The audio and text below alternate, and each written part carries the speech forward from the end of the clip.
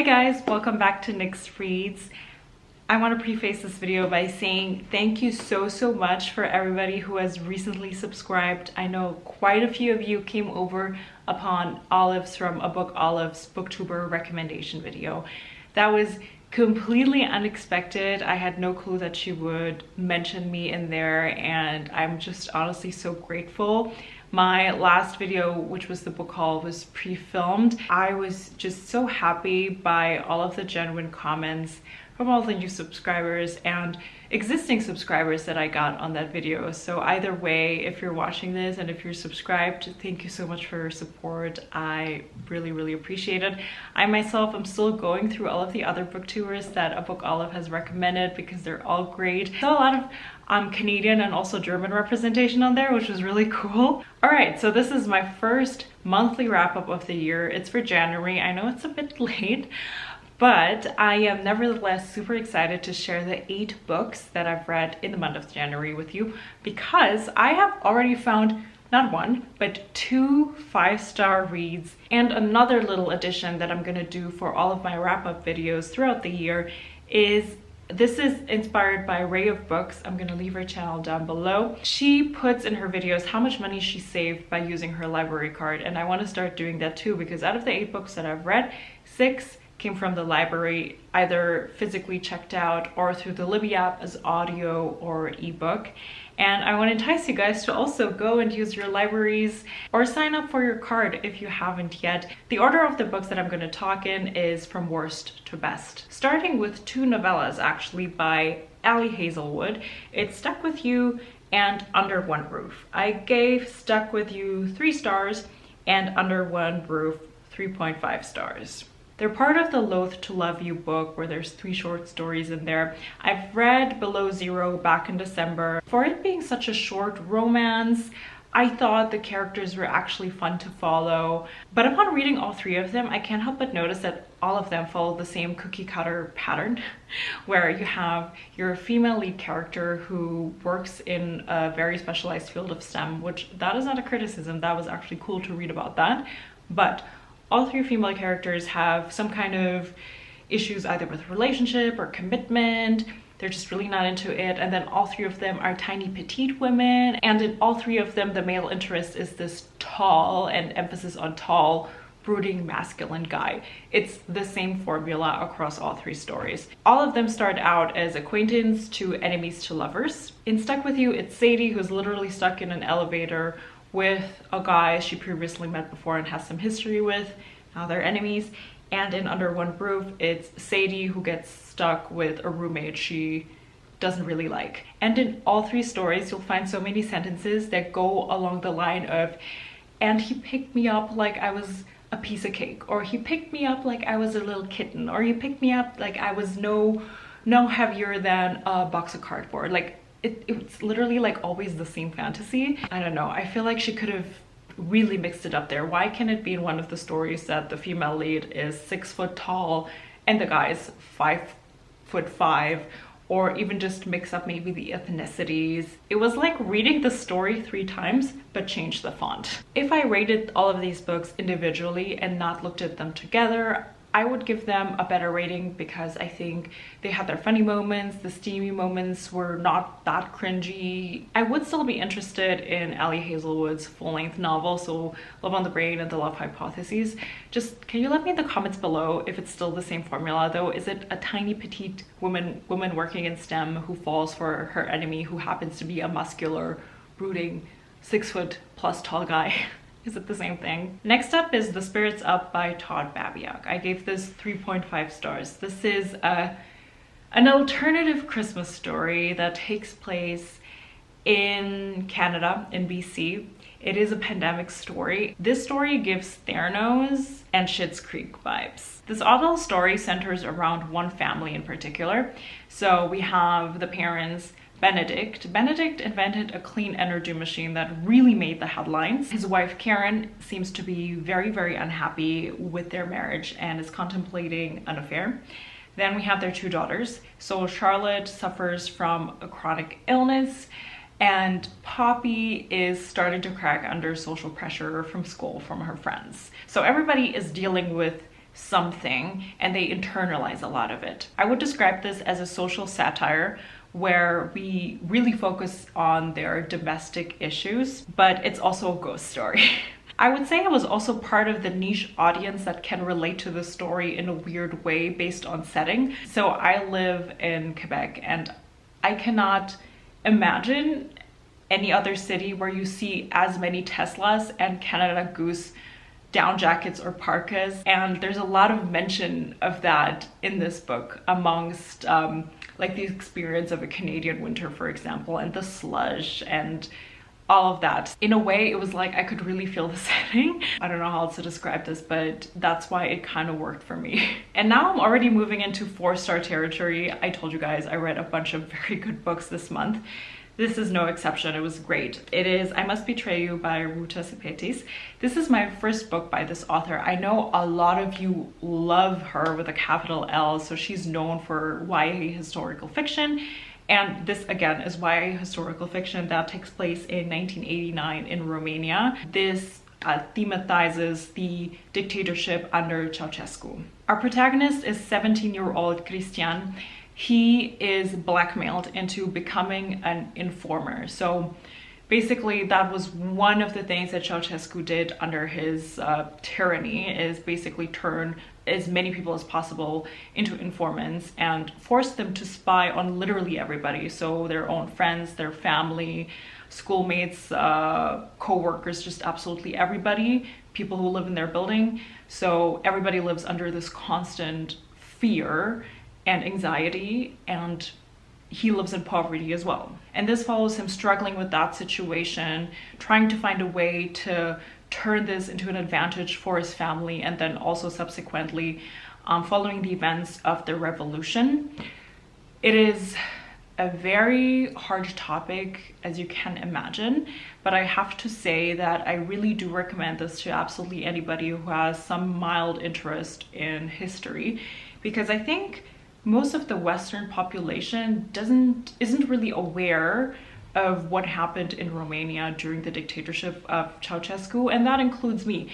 I only really learned of this when I started dating my boyfriend, whose parents are Romanian, and his parents indeed lived under Ceausescu. So that's one of the reasons I picked up this book, is because I visited Bucharest actually in the summer with them.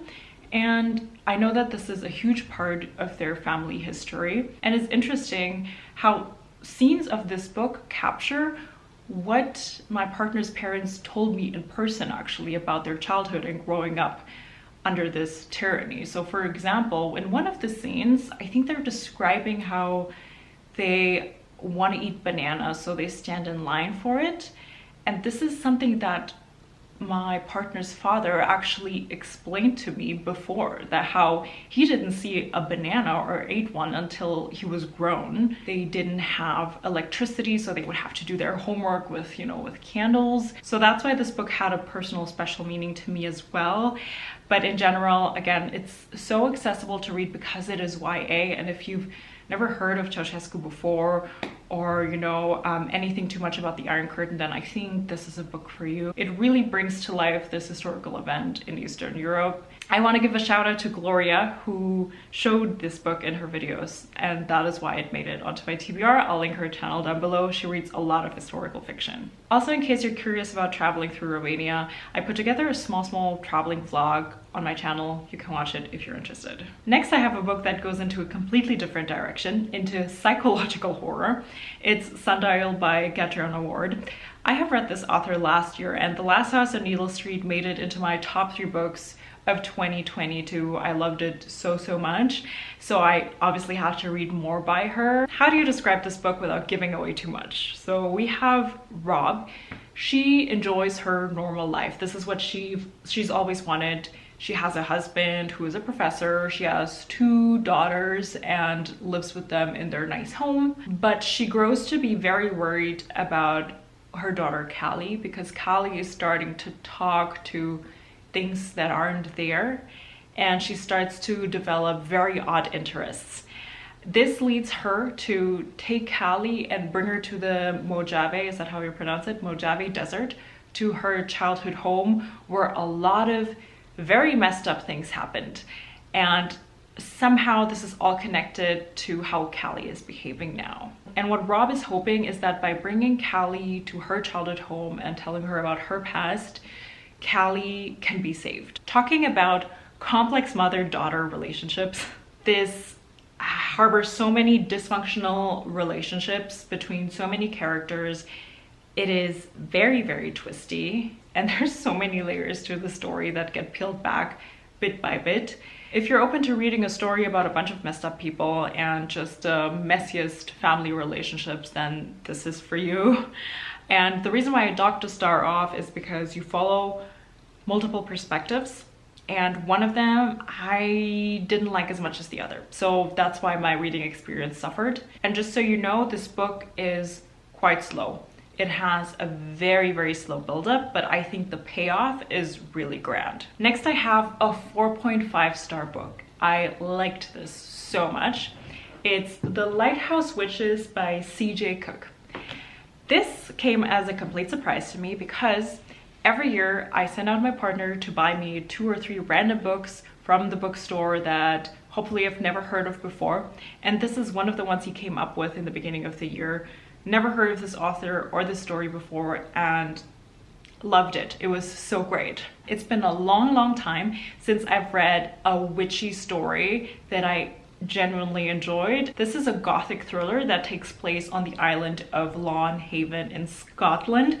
So the setting in itself is very special and very atmospheric. Centuries ago, there was a huge, huge witch hunt that happened on this island. And years and years later, I think it was in the 90s, the mom Liv takes her 3 daughters to this island on a whim to start a new life. Just a short while after, only one of her daughters, Luna, is left of the entire family. And it is only 20 years later that Luna, now an adult, goes back to this island to try to figure out what had happened with her mother and her sisters back when they suddenly all disappeared. As I said, the setting is money in this book.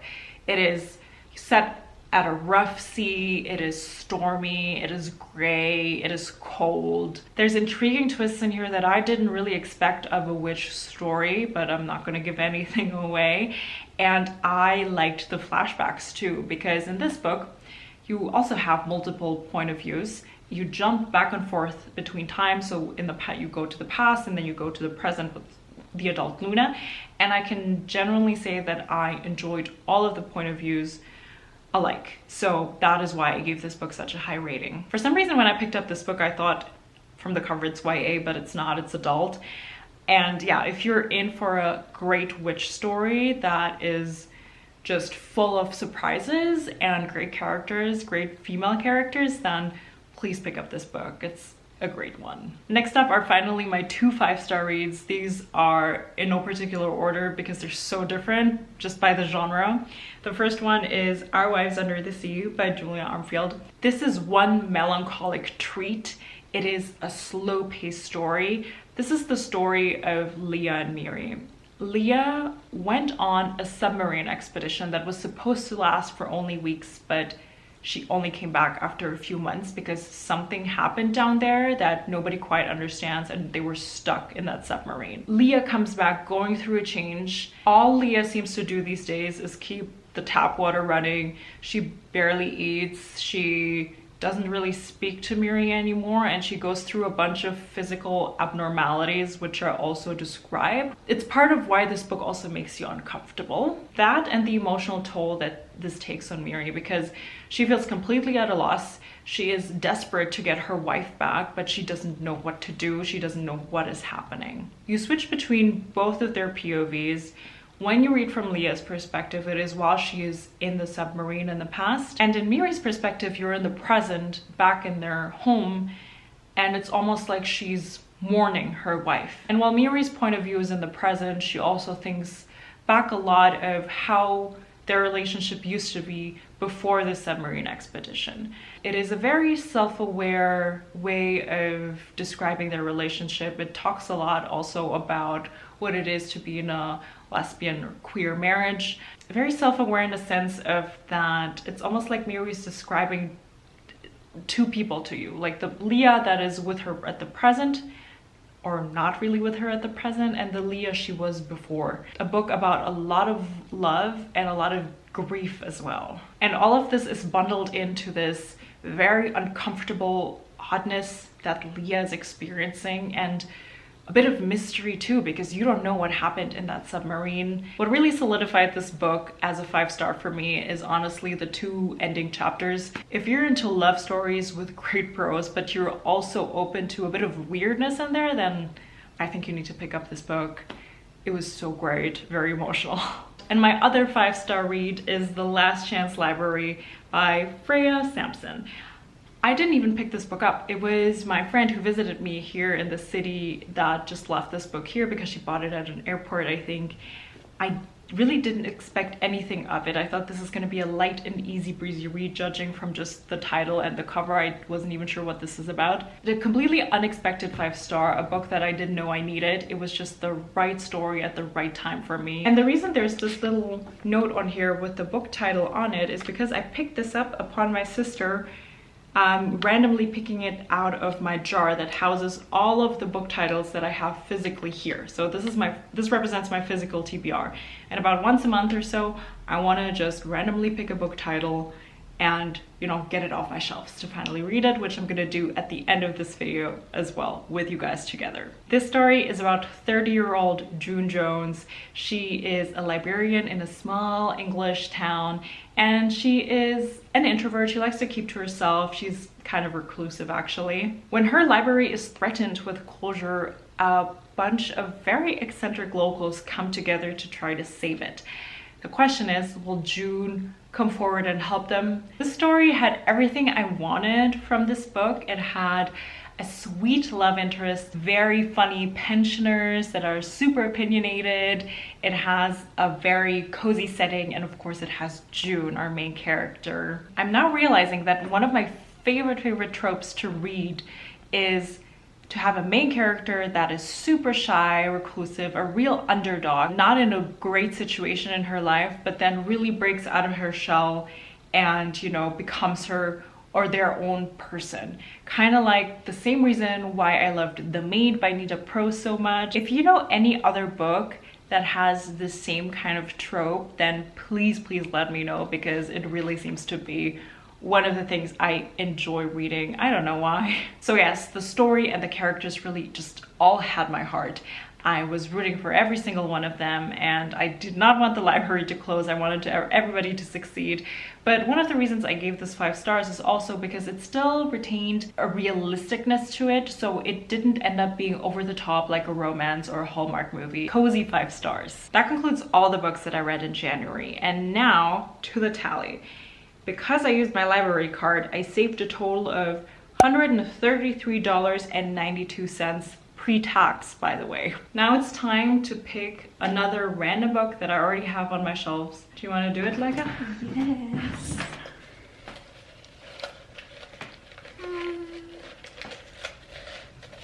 Do you want to read it? You can open it and read it out loud. Oh my god, I'm scared. Loathe?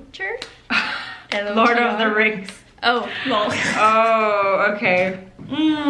All right. I guess fun. I'm reading the second Lord of the Rings book. The Lord of the Rings, Two Towers. There you go. I know I'm not very enthusiastic. I just didn't expect to read Lord of the Rings anytime soon, but you know what?